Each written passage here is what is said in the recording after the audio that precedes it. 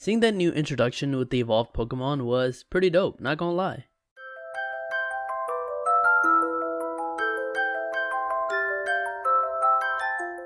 Yes, ladies and gentlemen, episode 47 of the Journey's anime titled Pokémon Champion. The Battle of Big Eaters just dropped, and in this episode, our heroes compete in an eating contest. It actually is way more exciting than it actually sounds, so let's jump into it.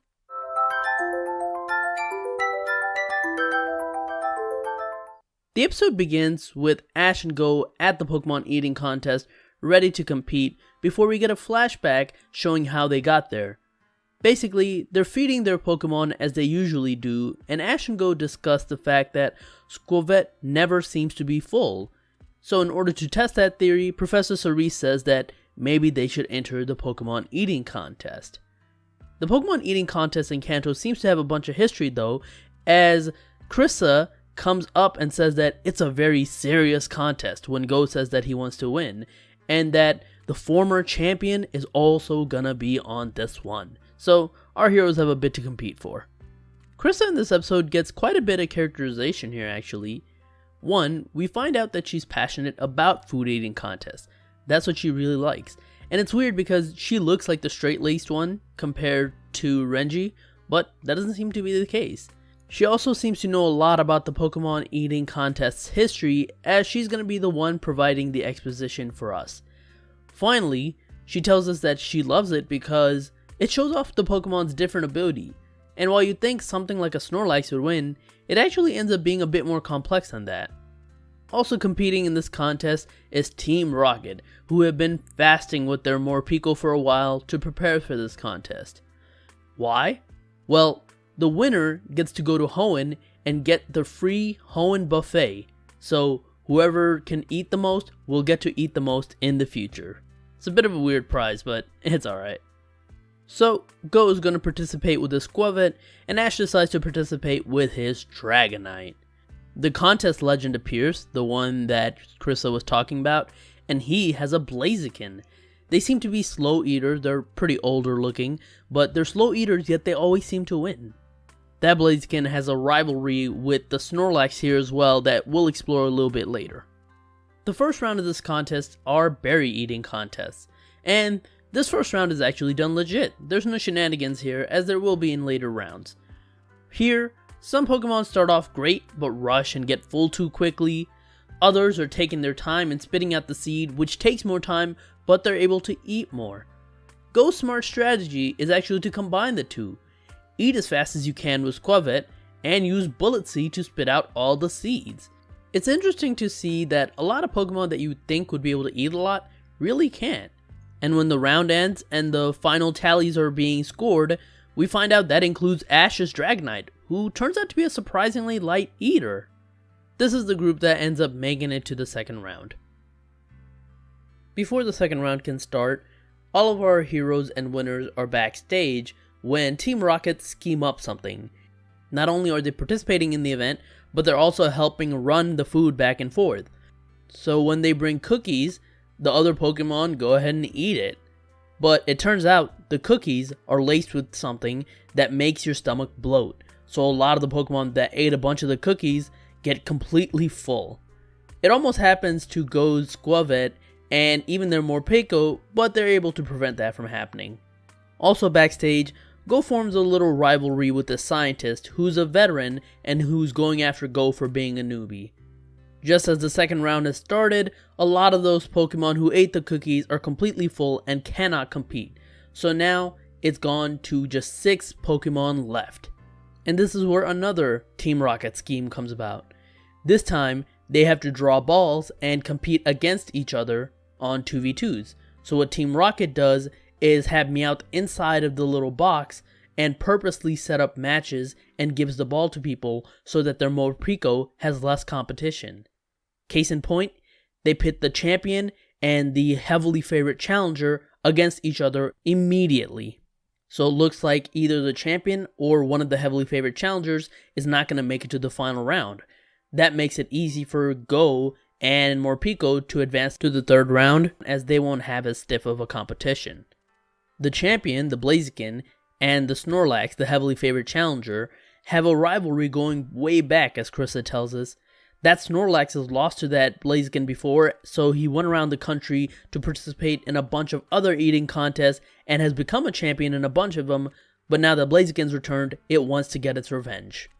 Go is facing up against the scientist that he just developed a rivalry with earlier. And finally, Morpeko is going up against a trainer with a Glalie. There's actually a lot more strategy in the second round, as the contestants who drew balls with symbols on them got to choose the food. The first case, the Blaziken versus Snorlax, there doesn't seem to be strategy, as they just go for curry, which both Pokemon can eat.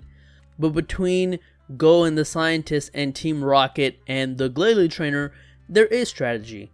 See, Go picks a sweet food because he knows Gulpin doesn't like sweet food, and he noticed that when the cookies came last time, that the guy and the Gulpin walked away from the confrontation.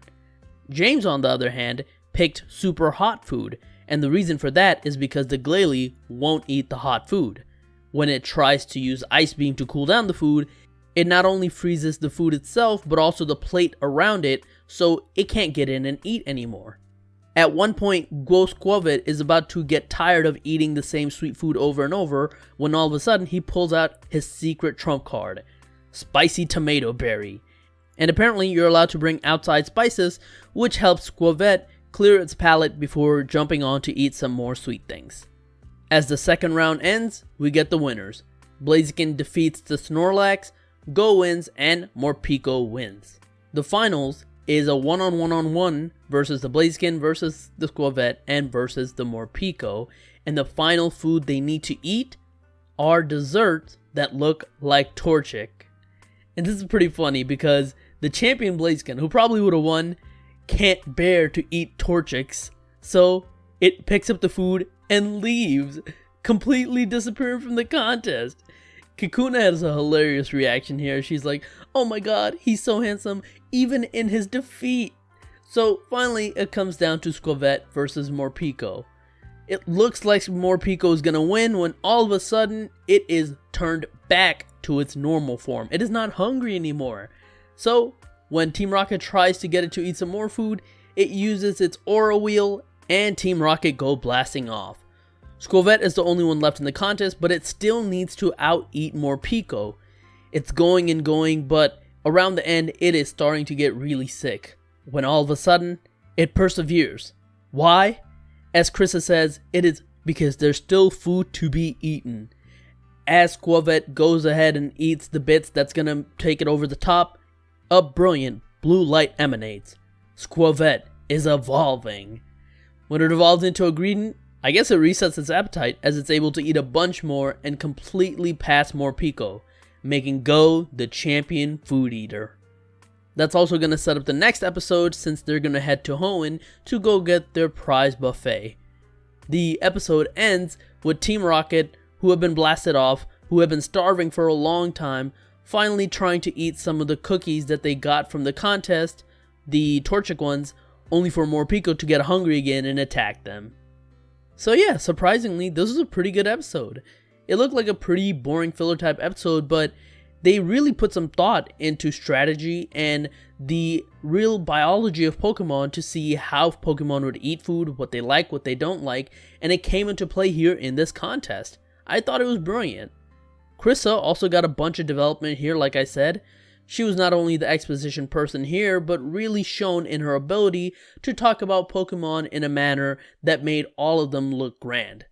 I didn't really talk about Chloe being in this episode, but honestly, she's just there to be someone who's skeptical about Pokemon eating contests at first, and by the end, she's a fan of them, so whatever, she doesn't really do much. The entire bit with the Blaziken champion and the Snorlax was great, and the Blaziken not being able to eat Torchics is even funnier. Honestly, this is one of those episodes that just by looking at the trailer, I wouldn't want to watch, but I highly recommend checking it out. It's actually pretty funny.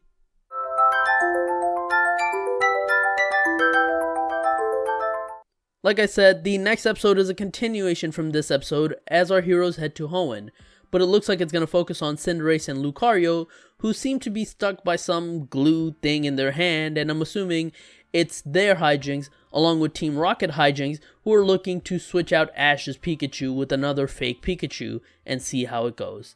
I guess I can't wait to see how it happens. But anyways, that is it for my review of episode 47 to the Journeys anime. Thank you so much for watching. If you like this video, like, share, subscribe. Let me know in the comments your thoughts on this episode. You can also follow me on Twitter at PdGaming. And that's it. I'll talk to you guys later. Peace.